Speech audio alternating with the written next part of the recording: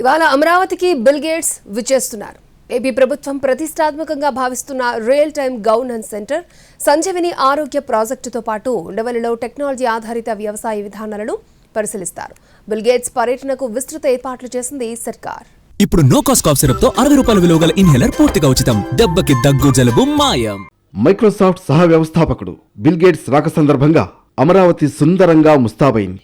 ముందుగా సచివాలయం మొదటి బ్లాక్లో గల రియల్ టైమ్ గవర్నెన్స్ సెంటర్ను సందర్శిస్తారు బిల్ గేట్స్. తర్వాత ముఖ్యమంత్రి చంద్రబాబు, డిప్యూటీ సీఎం పవన్ కళ్యాణ్, మంత్రులు, వివిధ శాఖల కార్యదర్శులతో సమావేశమవుతారు.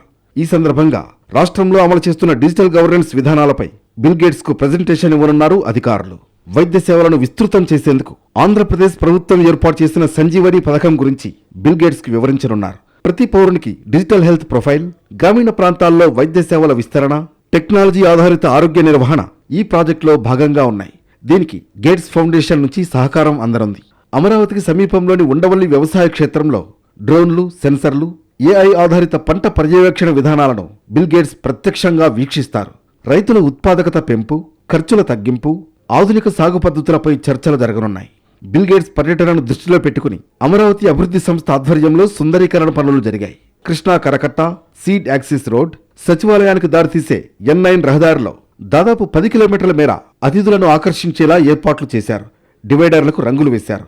ఆకట్టుకునేలా ఫ్యాన్ పామ్స్, గోగన్ విలియా, క్లోజియా రోజా, అరేకా పామ్స్ వంటి మొక్కలతో సుందరీకరించారు. కరకట్టను ఇరువైపులా లెవెల్ చేశారు. వీఐపీ మార్గాలను శుభ్రం చేశారు. బిల్ గేట్స్ పర్యటనతో ఆంధ్రప్రదేశ్కు అంతర్జాతీయ స్థాయి గుర్తింపు లభిస్తుందని చంద్రబాబు ప్రభుత్వం భావిస్తోంది.